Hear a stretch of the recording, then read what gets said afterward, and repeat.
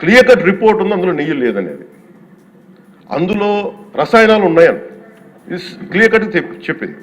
ఈ రసాయనాల్లో ఏమున్నాయి అనేది అది పెరుమాళ్ గారు ఆయన కూర్చొని చేయాలండి. ఒక రిపోర్ట్ ఏమో మాకు ఎన్డీడీబీ రిపోర్ట్ ఏమో దాంట్లో ఖచ్చితంగా ఈ జంతువు సంబంధించిన అవశేషాలు ఉన్నాయి అనేది చాలా స్పష్టంగా చెప్పారు. అది ప్రాపర్ ఆథరైజ్డ్ బోర్డు. ఇప్పుడు వీళ్ళేమో కూర్చొని అది కూడా మాట్లాడలేదు. Very clear cut as on today special మన సిబిఐ ఇచ్చిన మన ఛార్జ్ షీట్ ప్రకారం ఆ నెయ్యి కాదు, ఇది పామాయిల్తో పాటు రసాయనాలు కలిపింది. దీన్ని కూర్చోబెట్టి వాళ్ళు ఇంత మాట్లాడుతున్నారంటే ఇది ఖచ్చితంగా ప్రజల మధ్యకి వెళ్ళాలి. దీని నుంచి లబ్ధి పొందేది ఏం లేదు ఇక్కడ. కానీ ఇది ఏంటంటే ఇది ధర్మానికి సంబంధించిన విషయం. అది ఇదే ఇష్యూ కనుక, ఇదే సమస్య కనుక ఏ ఒక్క మతానికి జరుగుంటే హిందూ ధర్మానికి కాకుండా, వెంకటేశ్వర స్వామి వారికి కాకుండా ఇంక ఎవరికి జరిగినా కానీ ఈ దేశం గగ్గులైపోయింది, ప్రపంచం అంతా గగ్గులు పెట్టేసేవాడు. సమస్య ఏముందంటే ఇది ప్రతి ఒక్క హిందూ కూడా ఆలోచించాల్సింది.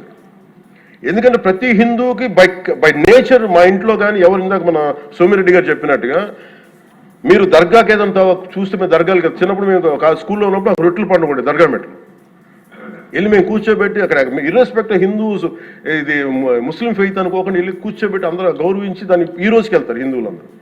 సో ఈ దేశ మూల సంస్కృతి మన ఇస్లాంని గౌరవించేది, క్రిస్టియానిటీని గౌరవించేది, సకల మతాల్ని గౌరవించేది. అలాంటిది హిందూ ధర్మానికి సంబంధించిన 7 కొండల వాడు కలియుగ వెంకటేశ్వరుడు.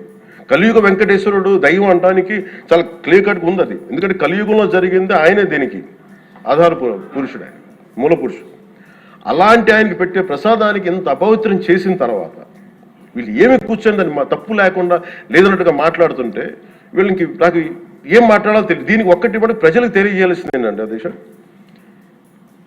ఇదే వేరే ఇస్లాంకి జరిగిన, క్రిస్టియానిటీకి జరిగిన, జీసస్ క్రైస్ట్కి జరిగిన, మహమ్మద్ ప్రవక్తకి జరిగిన, అల్లాకి జరిగిన ఇలా ఉండేది కదా అధ్యక్ష. వాళ్ళు ఆ రోజు మన కౌన్సిల్లో కూడా అలా పటాలు తీసుకొచ్చేవాళ్ళు వేరే ఏ దేవత అయితే. బికాజ్ ఇది హిందువులు కాబట్టి వీళ్ళ కులాలతో ముక్కలుగా అయిపోయి ఉంటారు కాబట్టి, హిందువులు తమ మతాలను ఎడాపెడా వీళ్ళు జోకులు వేసుకోగలరు కాబట్టి దీనికి సీరియస్నెస్ లేదు అధ్యక్ష. Before blaming anybody else, every Hindu has to take a responsibility for this, every Hindu. ఎందుకంటే మన ఇస్లాంని మనం ఎందుకంత కూర్చోబెట్టేంత వాళ్ళు గౌరవించే విధానం చూస్తే నిజంగా మనం హిందూ ధర్మాన్ని పాటిస్తే మనం గౌరవించుకోలేమో అనిపిస్తుంది మనకి. అది మిగతా మతాలను చూసి నేర్చుకోవాలి అధ్యక్ష. వీళ్ళకి ఏముంది, వీళ్ళు ఇంత మాట్లాడుతున్నారు తిరుపతి లడ్డు మీద. నిజంగా వీళ్ళు కనుక మాట్లాడితే అదే వేరే మతం గురించి ఎందుకు మాట్లాడరంటే ఓట్లు పోతాయి అధ్యక్ష. హిందువుల ఓట్లు చాలా ఈజీగా ముక్కలు కులాలను చేసి పెట్టేసి పోతాయి. ఆ వెంకటేశ్వరం కాబట్టి శివుడు ఉంటాడు, శివుడు కాబట్టి అమ్మవారు ఉంటాడు, ఈజీ అలాగే. ఈ నైజం జనాల్లో మారినంత కాలం ఇలాంటివి జరుగుతూనే ఉంటుంది అధ్యక్ష. వీళ్ళు ఇలాగే మాట్లాడుతూనే ఉంటారు. ఇది లోపల నుంచి మనందరం కదలాలి, ఇర్రెస్పెక్ట్ ఆఫ్ పార్టీస్. నేను వైసీపీలో ఇప్పుడు రాని వైసీపీ నాయకులు కూడా అడుగుతున్నాను, వాళ్ళ మద్దతుదారులు కూడా చెప్తున్నాను ఈ సభాముఖం. మీరు ఎవరన్నా సరే రేపొద్దున్న నుంచి మీరు వెళ్ళి తిరుమలలో వెంకటేశ్వర స్వామిని దర్శించుకున్నప్పుడు, ఆ నిలువెత్తు స్వామివారిని చూసినప్పుడు మీకు గిల్ట్ కలగకపోతే మీరు చూడండి.